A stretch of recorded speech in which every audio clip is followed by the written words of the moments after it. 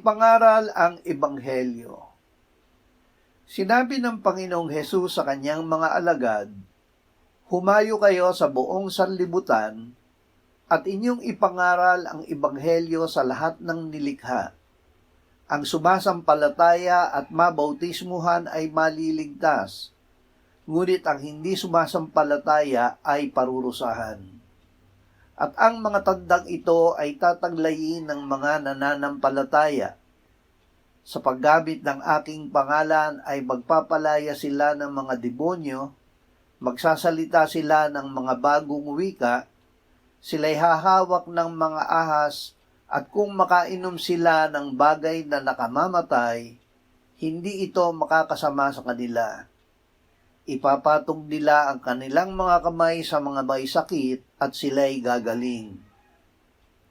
Kaya't ang Panginoong Hesus nga, pagkatapos na siya'y magsalita sa kanila, ay iniakyat sa langit at lumuklok sa kanan ng Diyos.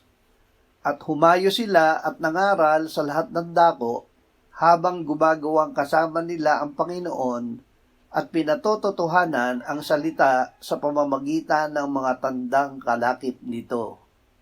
Sambahin at itaman kanyang pangalan.